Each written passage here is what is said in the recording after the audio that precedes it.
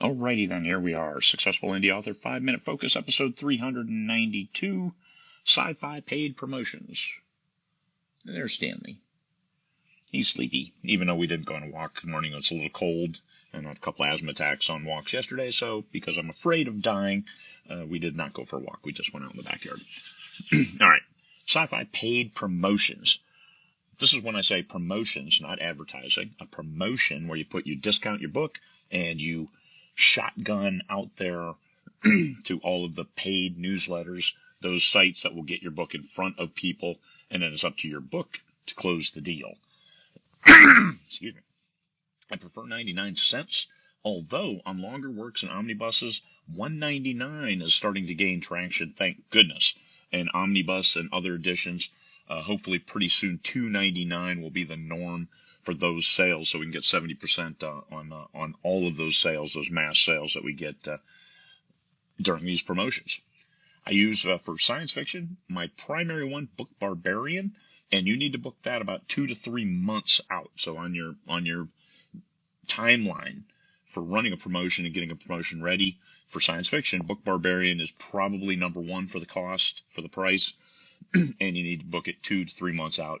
eBookhounds is a little more responsive. Ereader News Today is tough to get. Robin reads as well. Tough in that you got to have at least 10 reviews. So if you're doing a newer book, you may have problems unless you show a good history of your books are good. Because all of these newsletters want good books. So you can, so it keeps their readership intact. If they start promoting books that aren't any good, that the readers hate, then they'll unsubscribe. They'll find a different newsletter. And all the ones I use, GenrePulse, BookRebel, FreeBooksy Book of the Day is 4 books that are 99 cents, but it goes to the free list, and the free list is massive. So this is something I always try to get, and this is also 2 to 3 months out. You have to reserve that one way out there. And you've got to be waiting on that day when that new slot becomes available so you can reserve it. BookRebel and ManyBooks are some lower key newsletters that I use. And new is TCK Publishing. We're going to try that first time next week, I believe. Also, Hello Books is something that Mark Dawson and his group have put together. I'm one of the part owners on Hello Books, by the way. And Shelf Space Sci-Fi, also part owner on this newsletter list. I think we have some 30,000 on our list. I think Hello Books for science fiction is closing in 50,000, heading towards 100,000 subscribers and targeted subscribers. And now Shelf Space, these are usually invite only, but understand these are available once you establish yourself as an author. When you're first getting off the ground, any kind of promotion will work if you can get a couple sales because it gets your name out there. It's one of those things. Exposure, yes, we can die of exposure. However, you need to get some exposure so you get name recognition. This is why politicians during the voting cycle put their signs in everybody's yard, because if they want that name recognition when people go to the polls, you want the name recognition as people are scrolling down any of their favorite retailer looking for your books or looking for anybody's books, and they see you. It's like, oh, hey, I remember that person from somewhere. Doesn't matter where, just if they remember you. And if they don't remember you in a negative context, then it's a positive interaction. This is what you want. So that's why I shotgun a lot of these. Book Crave, really hit or miss if you can get sales, because they have a tendency to clump all different genres together. Same thing with Bargain Booksy.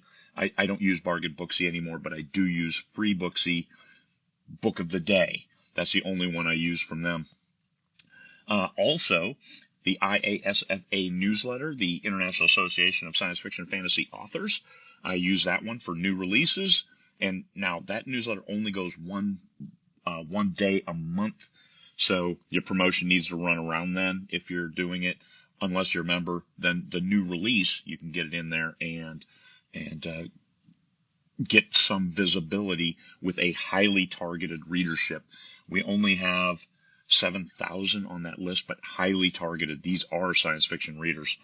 And now something else that I do is I keep my Amazon ads running during a promotion because the algo loves seeing sales. And if they're seeing those consistent big numbers each day, they'll start regenerating your ad and moving it up in the priority list and showing it to people so you get those sales too.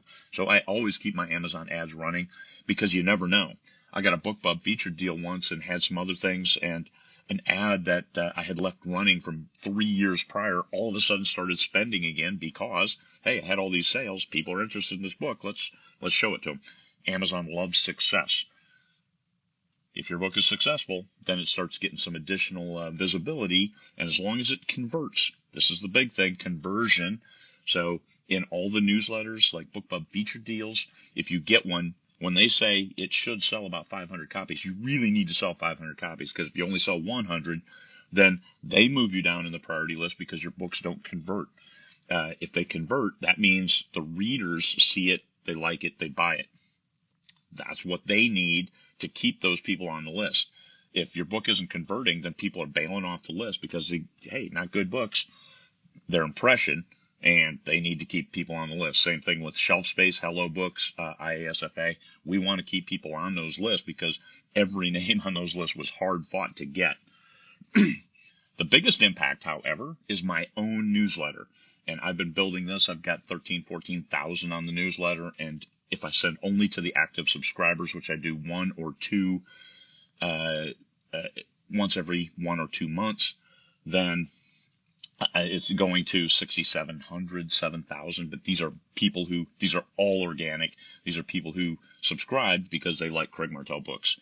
And that gives me a nice foot in the door with a new book of mine.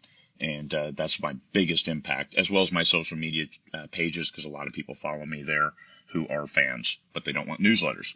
Good enough. Here you go. It's out. So there we go. Sci-Fi paid promotions. I do those promotions.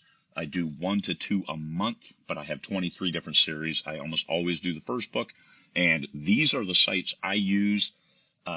Discover Sci-Fi is another one, but they're $660. So I spend $350 to $500 on these promotions, but I get that back pretty much every month, every time I run the promotion, because the gross quantity, the macro view is that I do get enough sales that it covers it.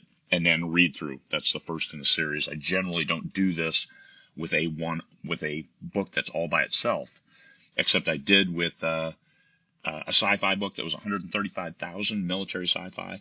I ran it for $199, ran a bunch of promotions, ran about $300 worth of promotions, and earned that back within 2 days. And we're still getting those page reads and still getting the sales. We got a lot of great reviews. So depends on the quality of the book. The better the quality of the book, the better you're going to get a response, even if there is only one book. But generally, I run the first book with all that read through as the real profitability.